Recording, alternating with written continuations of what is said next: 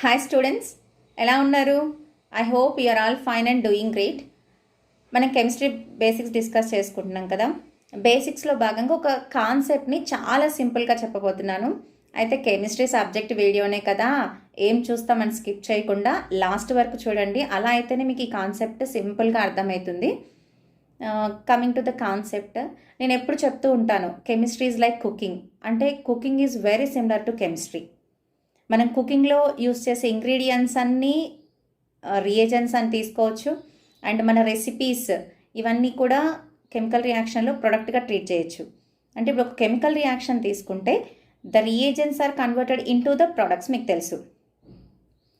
So first rice preparation తీసుకోండి. Chemistry కదా, మళ్ళీ ఏంటి కుకింగ్ అనుకుంటున్నారా?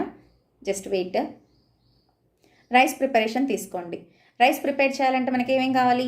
Water and rice grains. నా దగ్గర చాలా వాటర్ ఉన్నాయి, కాకపోతే రైస్ గ్రెయిన్స్ తక్కువ ఉన్నాయి.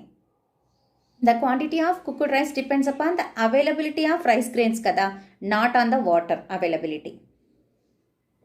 కన్స్ట్రక్షన్ ఆఫ్ బిల్డింగ్ తీసుకోండి. మన దగ్గర చాలా ప్లేస్ ఉంది, కానీ availability of bricks, cement, sand and other materials తక్కువ ఉన్నాయి. సో మన బిల్డింగ్ సైజ్ అనేది depends upon the availability of bricks, sand, cement, etc. But not on the place. What I mean to say here, the product formation in the chemical reaction is depends upon the less available reagent. Chemical reaction lo the quantity of product then మీద depend అవుతుంది, less available reagent మీద depend అవుతుంది. So today our topic is limiting reagent and excess reagent and how to identify limiting and excess reagents in the chemical reaction. Let's get into the details. Excess reagents and limiting reagents గురించి తెలుసుకునే కంటే ముందు balanced chemical equation అంటే ఏందో తెలుసుకుందాం. Balanced chemical equation అంటే ఏం లేదండి, number of atoms present in the left side equal to the number of atoms present in the right side. ఇప్పుడు ఎగ్జాంపుల్గా ఒక ఫస్ట్ ఈక్వేషన్ తీసుకుంటే ఇక్కడ number of hydrogen left side 2 ఉన్నాయి, రైట్ సైడ్ 2 ఉన్నాయి. బట్ ఆక్సిజన్స్ లెఫ్ట్ సైడ్ 2 ఉంటే right side oxygens increase చేయాలి కాబట్టి నేను 2తో మల్టిప్లై చేస్తున్నాను.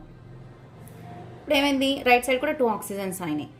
సో కానీ హైడ్రోజన్స్ నెంబర్ ఇంక్రీజ్ అయింది. సో హైడ్రోజన్ నెంబర్ ఈక్వేట్ చేయడానికి లెఫ్ట్ సైడ్ హైడ్రోజన్ దగ్గర నేను 2తో మల్టిప్లై చేస్తున్నాను. Then it becomes 4 hydrogens. So it is now called balanced chemical equation. And coming to the second equation, number of carbons in the left side 1, right side 1, number of oxygen left side 2, right side 2. అంటే no need to balance this equation. ఇది already balanced chemical equation. Next third equation తీసుకుంటే number of carbons left side 1, right side 1, but number of hydrogens left side 2, right side 4. So ఇక్కడ left side కూడా 4 కావాలి. So we need to multiply with this 2. Now it becomes 4.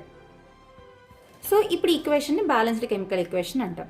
So balanced chemical equation నుంచి మనకి చాలా information ఉంటుంది. Like ఇక్కడ water form అవ్వాలి అంటే, ద ప్రొడక్ట్ వాటర్ ఫామ్ అవ్వాలి అంటే 2 moles of hydrogen must be reacted with the 1 mole of oxygen, then only we get 2 moles of water. In the same way, 1 mole of carbon reacts with that 1 mole of oxygen, then only we get 1 mole of carbon dioxide. In the same way, 1 mole of carbon, when it reacts with the 2 moles of hydrogen, then only we get the 1 mole of methane gas. So, in many cases, the substances in a mixture are not present in exactly the same amount as required by the balanced chemical equation.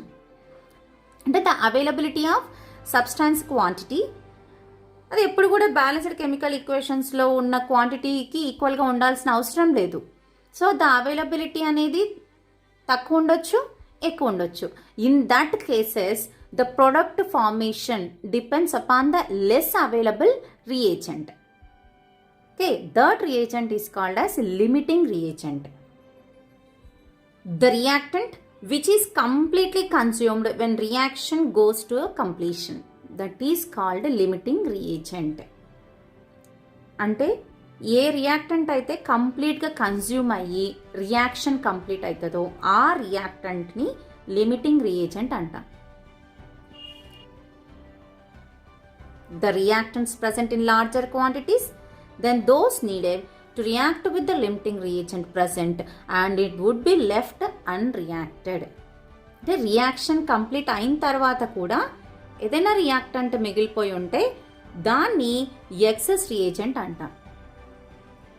Now how to identify the excess reagent and limiting reagent. For example, in this reaction which is A plus B2 gives rise to AB2. ఇది ఒక balanced chemical equation. దీని నుంచి మనకి ఏం తెలుస్తుంది? 1 mole of A reacts with 1 mole of B2 gives rise to 1 mole of AB2.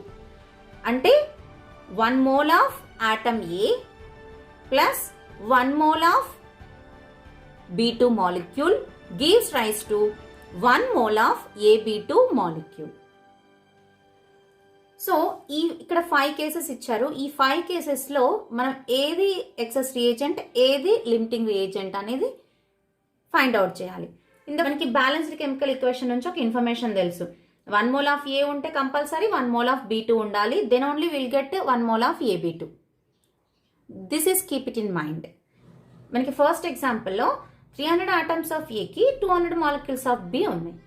అంటే 200 molecules of Bకి 200 atoms of A అయితే సరిపోతుంది. అంటే ఇక్కడ A అనేది ఎక్సెస్గా ఉంది. So A is excess reagent and B is limiting reagent.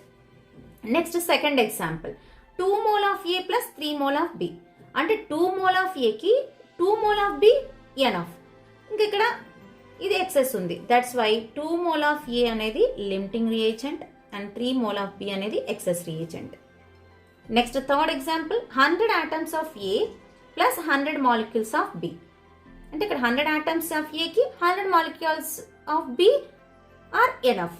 అంటే here there is no limiting reagent and excess reagent. Coming to the fourth example, 5 mole of A plus 2.5 mole of B. అంటే 5 mole of Aకి compulsory 5 mole of B ఉండాలి. లేదంటే 2.5 mole of Bకి 2.5 mole of A ఉండాలి. So ఇక్కడ అందుకని 2.5 mole is a limiting reagent and 5 mole of A is excess reagent.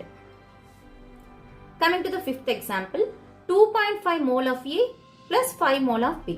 అంటే 2.5 mole of A కి ఎగ్జాక్ట్గా 2.5 mole of B ఉండాలి, కానీ ఎక్కువ ఉంది. So this is excess and this is limiting.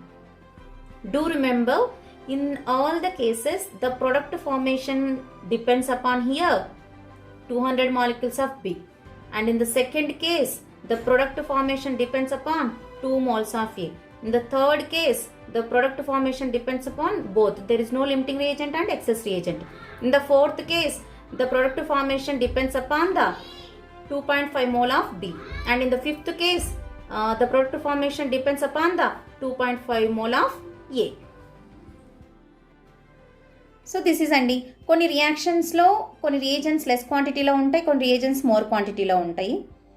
కానీ ప్రొడక్ట్ ఫార్మేషన్ ఎప్పుడు కూడా లెస్ క్వాంటిటీ రియేజెంట్ మీదనే డిపెండ్ అయి ఉంటుంది. That reagent is called as limiting reagent and other reagent is called as excess reagent.